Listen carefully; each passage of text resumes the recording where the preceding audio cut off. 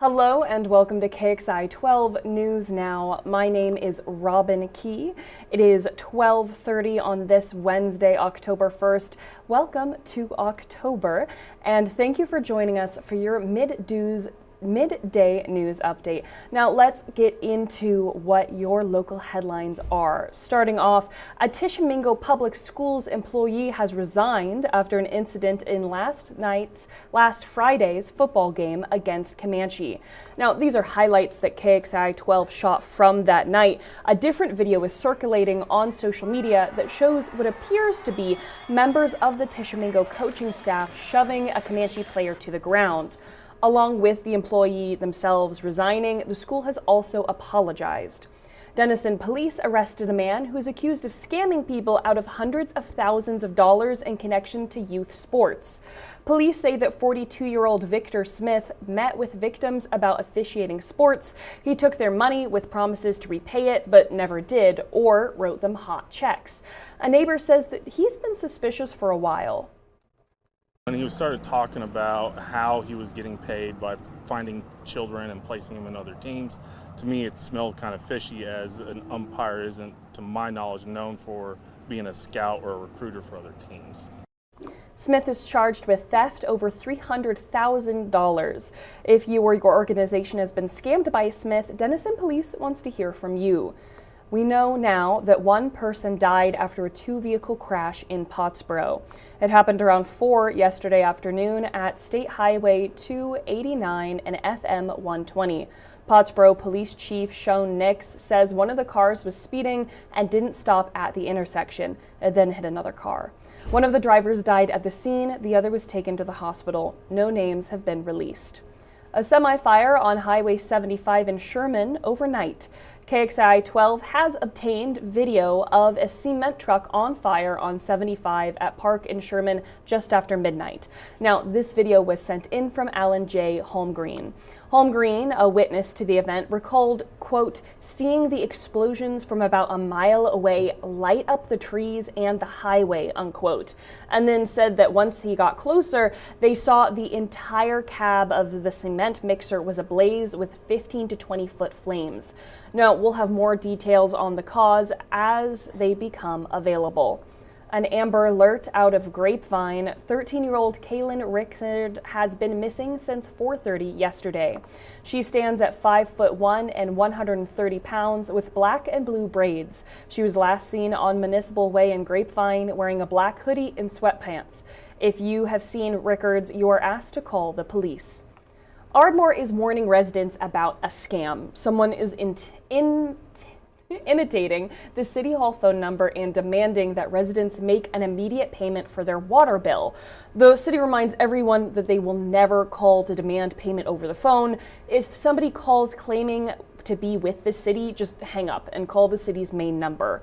Then another scam to look out for: fake missed jury duty calls. The Cook County Sheriff's Office says that scammers will call, threatening to fine or arrest you, claiming you've missed jury duty. The Sheriff's Office advises residents to never give out personal information to unsolicited callers. Sherman residents near West College and North Wood Street say that they're having a growing water leak problem. Residents tell us that it started as a small leak, but they have noticed an increase in mosquitoes as the stream has gotten larger, trickling all the way down from the Concord Village apartment complex to the neighboring streets. One resident posted to Facebook trying to find help and solutions. Another resident told KXI 12 he has been requesting for maintenance through his apartment. My neighbors were going for a walk, and they have two little boys across the street. And my biggest concern is just the mosquitoes and everything in our neighborhood here, because a lot of people are elderly that live on this block, so I know that can't be good for them as well. The leak is inside the meter vault, causing the water on the streets. The city of Sherman has since started repairs, draining water from the meter vault to try to assess the issue. Now, after all of this, we're going to take a look at the government shutdown and the toll that it has already started taking on Texoma. So do not go away. We will be right back after this short break.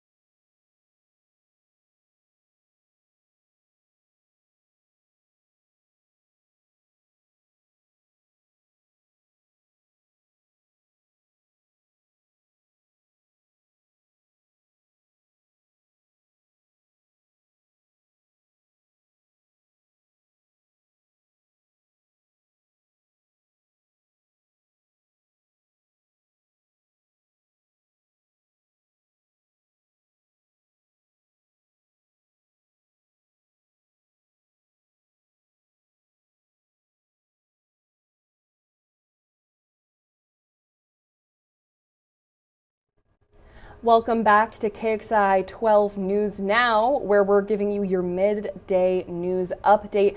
We're going to start with the government shutdown. Now, that started tonight at 12:01 and has continued. Now, there was a vote to end the government shutdown, but it has failed. Democrats in the Senate held firm today to the party's demands to fund health care subsidies that President Donald Trump and Republicans refused to provide.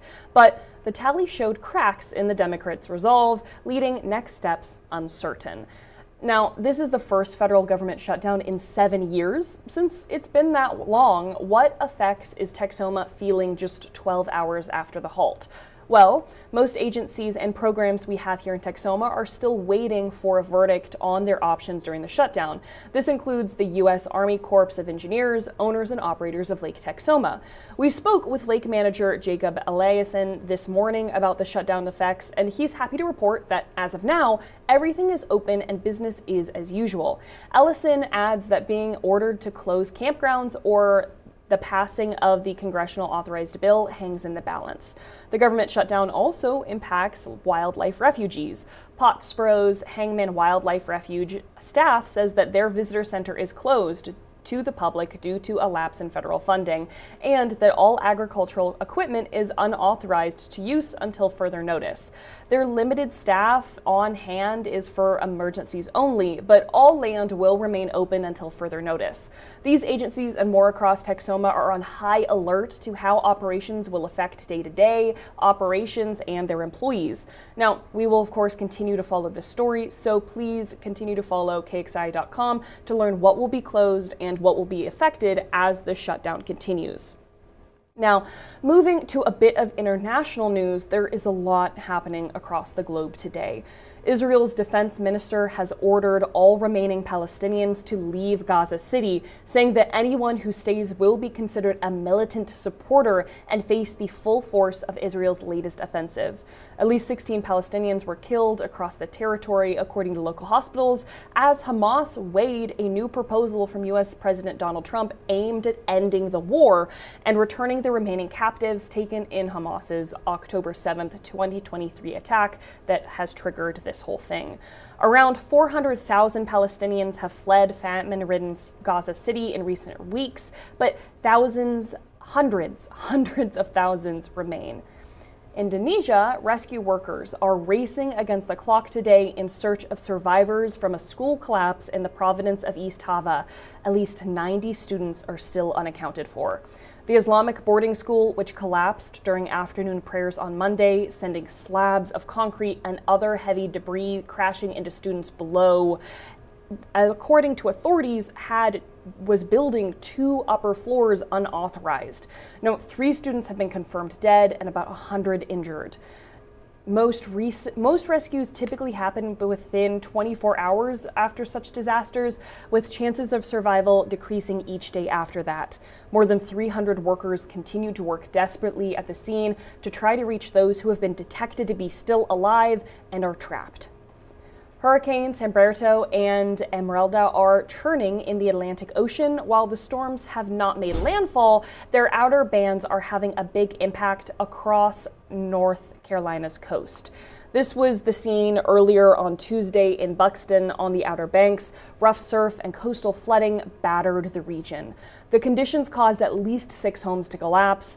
The National Weather Service says the storms could produce larger than normal waves. Up to 12 feet high is possible. Overall, water levels could rise 3 feet above normal.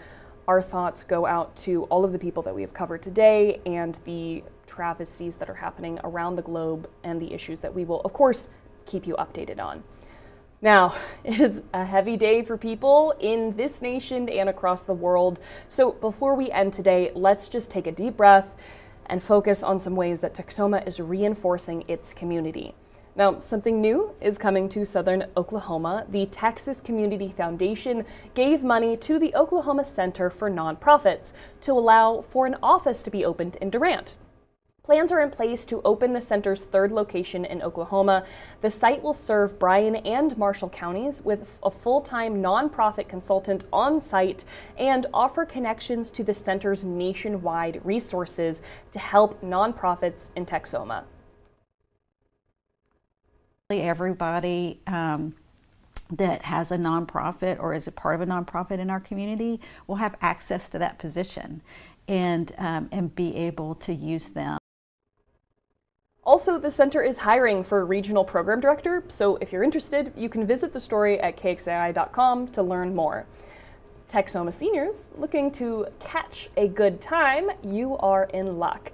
This Friday morning marks the 32nd annual Senior Fishing Festival at Waterloo Wake in Denison.